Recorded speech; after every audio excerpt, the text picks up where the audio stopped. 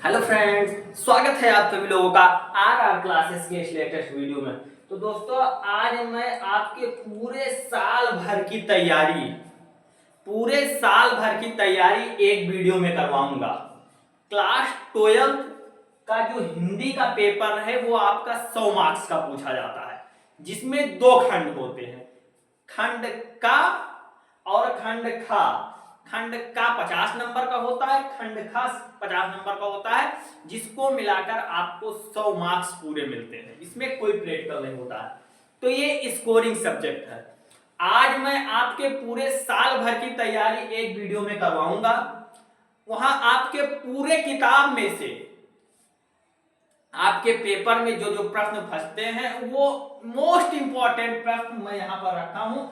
जितना मैं आज आपको बताऊंगा, अगर आप इतना तैयार कर कर जाएंगे तो आप 100 में 100 नंबर अचीव कर पाएंगे। आप 100 आउट ऑफ 100 मार्क्स अचीव कर सकते हैं। जितना टॉपिक मैं आपको बताऊंगा, इसका जो नोट्स है, ये जो टॉपिक है, इसका पीडीएफ मैं टेलीग्राम चैनल पर प्रोवाइड करूंगा। टेलीग्राम चैनल का लिंक इस वीडियो के डिस्क्रिप्शन में आपको मिल जाएगा। वहां से जाकर आप टेलीग्राम ज्वाइन कर लीजिएगा, वहां पर ये पीडीएफ आपको मिल जाएगा। तो हम अपने सेक्शन को शुरू करते हैं। आज क्लास 12 हिंदी में 100 में 100 नंबर कैसे लाना है, उसकी स्ट्रेटजी जो है वो आज हम बहुत सिंपल तरीके से आपको बताएंगे। जो क्वेश्चन बताएंगे वो क्वेश्चन आपके बोर्ड एग्जाम में जरूर फंसेगा। तो आप लोग देखिए, जैसे आपका जो पहला क्वेश्चन आता है वो हिंदी में, हिंदी के बहुविकल्पीय प्रश्न आते हैं। बहुविकल्पीय प्रश्न जो होते हैं, ये कोई कहां नहीं जा सकता है, ये फिक्स नहीं है कि कहां से आ सकता।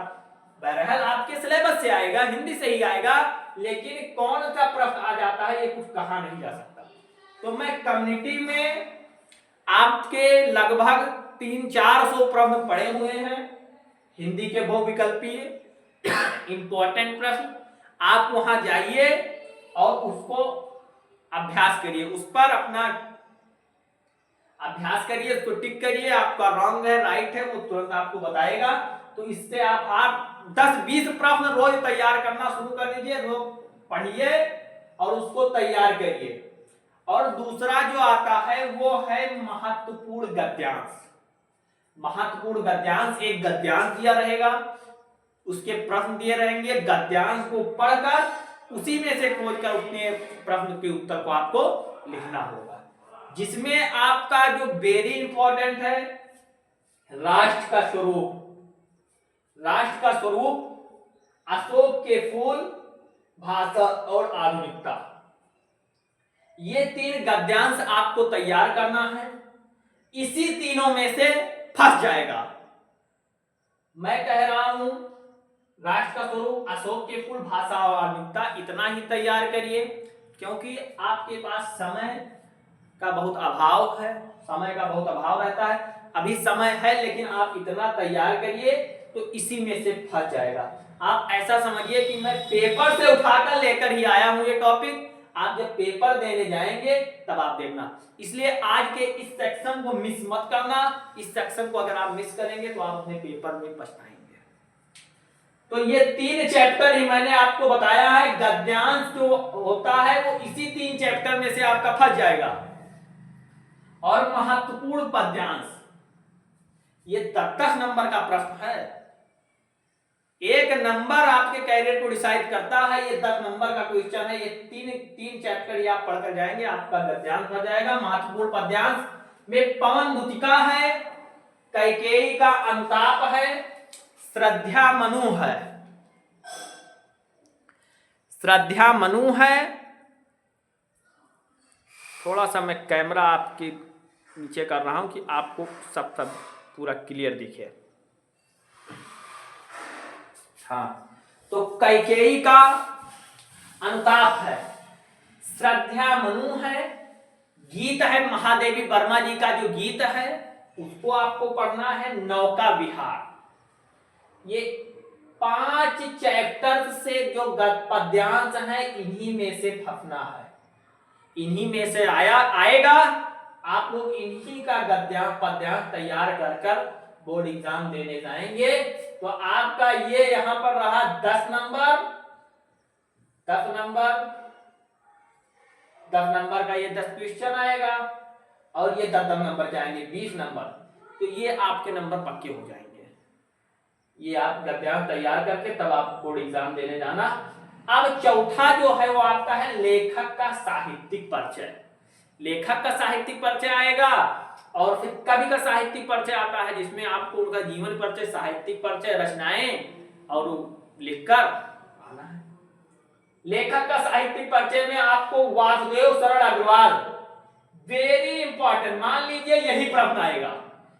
वासुदेव सरल अग्रवाल, आचार्य हजारी प्रसाद द्विवेदी, वासुदेव सरल अग्रवाल, आचार्य हजारी प्रसाद द्विवेदी, ये आपके पेपर की दृष्टि से बहुत ही इंपॉर्टेंट है। और जो तीसरा है वो है प्रोफेसर जी सुंदर रेड्डी। आई होप कि आपको कैमरे में बहुत ही क्लियर दिख रहा होगा। तो ये प्रोफेसर जी सुंदर रेड्डी, मैं आपको ज्यादा नहीं बता रहा हूं, आपको केवल मैंने 3 चैप्टर्स बताए हैं। वासुदेव सरल अग्रवाल, आचार्य हजारी प्रसाद द्विवेदी, प्रोफेसर जी सुंदर रेड्डी, 3 चैप्टर आप अगर पढ़कर जाते हैं तो आपका जो लेखक का साहित्यिक परिचय आता है, 5 नंबर का प्रश्न आता है, वो आपको मिल जाएगा। 3 ही में से फंस जाएगा। और आप लेखक का साहित्यिक परिचय या कवि का साहित्यिक परिचय लिखने से पहले आप फ्लो चार्ट जरूर पेश करें। जैसे आपके बुक में जो फ्लो चार्ट पेश रहता है, उस फ्लो चार्ट को आप बनाएंगे तो एग्जामिनर आपका एक भी नंबर नहीं काटेगा। मैं आपको दिखा रहा हूं, जैसे ये वासुदेव सरल अग्रवाल जी, आपका एनसी जो बुक है आपके सिलेबस में वो ये है वासुदेव। तो ये देखिए, ये डिब्बे में बना हुआ है, इसको आप फ्लो चार्ट जरूर पेश करना, जिससे आपके पूरे नंबर मिलेंगे। कवि का साहित्यिक परिचय में अयोध्या सिंह उपाध्याय, हरिओत जी, जयशंकर प्रसाद, रामधारी सिंह दिनकर, 3 चैप्टर अगर आप पढ़ के गए पेपर में तो अवश्य ही धमाल मचा कर आएंगे। इन्हीं 3 में से फंस जाएगा। छठवा जो है वो आपका पूछा जाता है कहानी। कहानी पूछा जाएगा, जिसमें आपके मोस्ट इंपोर्टेंट पंचलाइन बहादुर ध्रुव यात्रा है। ये मोस्ट इंपोर्टेंट है। मैं कह रहा हूं आप ध्रुव यात्रा ना पढ़िए, ये ना पढ़िए अगर तो 2 ही तैयार कर लीजिए। 2 ही आपके लिए में मोस्ट इंपोर्टेंट है। पंचलाइन बहादुर तैयार कर लीजिए, 2 में से एक आ जाएगा। 2 वहां पर दिया रहता है तो 3 में से आप 2 तैयार कर लेंगे, आपका मान लीजिए तैयार है। तो ये आप तैयार कर लीजिएगा। 7वां आपका खंड काव्य है। खंड काव्य है, उसमें जिला वाइज पूछा जाता है। जो खंड काव्य है वो जिले में, जैसे बहुत सारे जिले में मुक्त यज्ञ है, बहुत में सत्य की जीत है, रश्मिरथी है, त्याग। जैसे हम गोंडा से बिलोंग करते हैं तो यहाँ पर गोंडा पर त्यागपथी आता है। तो ऐसे आप अगर कि जिस जिले से होंगे उस जिले में हमारे इसमें कमेंट कर देना, हम आपको बता देंगे कि आपको कौन सा खंड काव्य पढ़कर जाना है। तो ये आपका खंड का कंप्लीट हुआ। खंड का कंप्लीट हुआ जिसमें आपको 10 प्लस 10 20 30 प्लस 10 30 और 5 5 10 30 प्लस 10 40 5 नंबर का लेखक का परिचय, 5 नंबर का वो कवि का, 40 और 5 कहानी, 5 खंड का 50 नंबर। ये आपके 50 नंबर कंप्लीट हो गए। अब आपका खंड का समाप्त हुआ। अब खंड खा सूखते हैं। खंड का 50 नंबर का होता है और खंड खा 50 नंबर का होता है। खंड का में जो भी आएगा वो मैंने आपको बता दिया है। अब आप लोग खंड खा देखिए। खंड खा में संस्कृत गद्यांश, संस्कृत गद्यांश से आपका संस्कृत भाषायाम महत्वम, महामना मालविया, पंचशील सिद्धांता, ये 3 चैप्टर का आप गद्यांश पढ़ जाएंगे। उसी में से आपका गद्यांश हो जाएगा, आपके 5 नंबर क्लियर हो जाएंगे। ये है आपका 8वां। अब आप लोग अपना 9वां टॉपिक देखिए। 9वें प्रश्न में आपको पूछा जाएगा संस्कृत पद्यांश श्लोक। चैप्टर का नाम क्या है वो लिखना रहेगा, श्लोक का अर्थ लिखना रहेगा। तो इसमें आप सुभाषित, रत्नानी और जातक कथा, केवल 2 चैप्टर आप पढ़कर जाना, आपका इसी से काम हो जाएगा। 2 चैप्टर आप पढ़कर चले जाएंगे, ये आपके दृष्टि से इंपॉर्टेंट है। सुभाषित, रत्नानी और जातक कथा, ये 2 चैप्टर आप पढ़ लीजिएगा, आपका क्लियर हो जाएगा। और फिर 10वां है क्वेश्चन, वो है मुहावरा एवं लोकोक्तियां। आप 2, 4, 10, 10 पढ़ ले, अब तैयार करते रहिए। ये आप थोड़ा दिमाग लगाएंगे तो इसका आंसर आपको पता चल जाएगा। वाक्य प्रयोग आप चाहे जैसे भी कर सकते हैं। एक अपठित गद्यांश आएगा जिसके अंतर्गत आपको प्रश्न दिए जाएंगे। अपठित गद्यांश को पढ़कर उसके उत्तर आपको देना होगा। 12वां आपका शब्द युग्म आएगा, शब्दार्थ आएगा 13वां, 14वां अनेक शब्दों के लिए एक शब्द, ये सब 2-2 नंबर के हैं। वाक्य शोधन आएगा, अशुद्ध वाक्य को शुद्ध करना रहेगा। और उसके बाद में आपका फिर जो आएगा काव्य सौंदर्य तत्व से क्वेश्चन आएगा, वो आपका पूछा जाएगा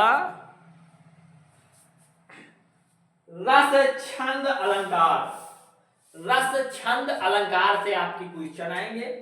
16वां, 17वां, 18वां, ये रस छंद अलंकार से एक क्वेश्चन आएगा। 2-2 नंबर का, 6 नंबर ये आपके पक्के होंगे।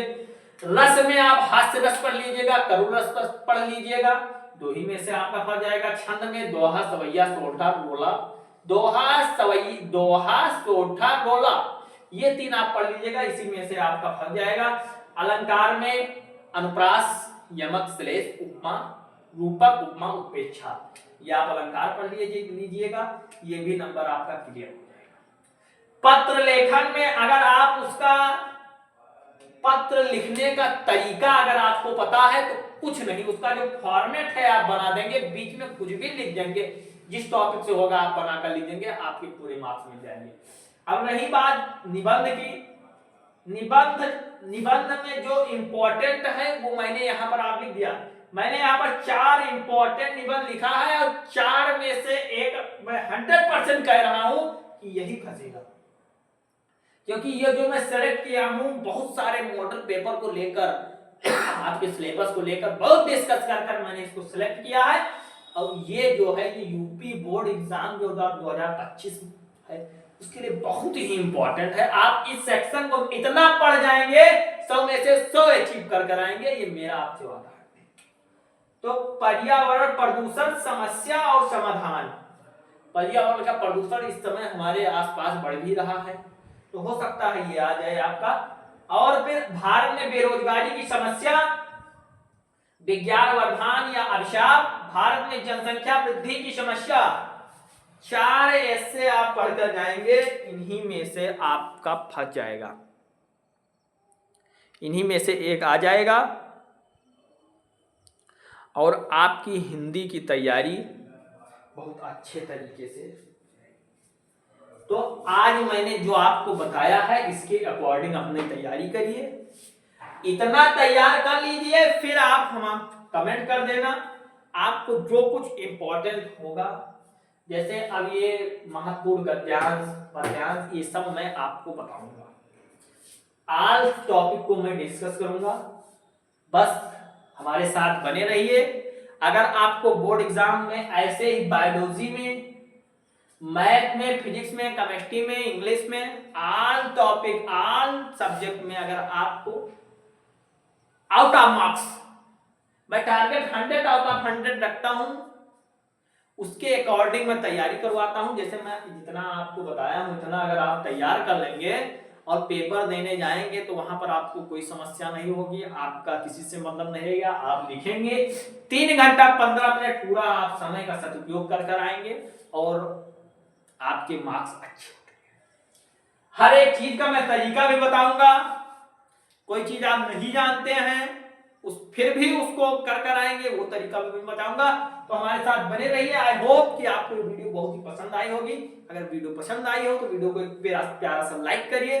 चैनल पर पहली बार बने हैं तो चैनल को सब्सक्राइब करिए, बेल आइकन को प्रेस करिए, ताकि रोज आने वाली वीडियो की नोटिफिकेशन सबसे पहले आप तो बने रहिए हमारे साथ। तब तक के लिए मिलते हैं नेक्स्ट वीडियो में नेक्स्ट टॉपिक के साथ। तब तक के लिए थैंक यू, बाय बाय।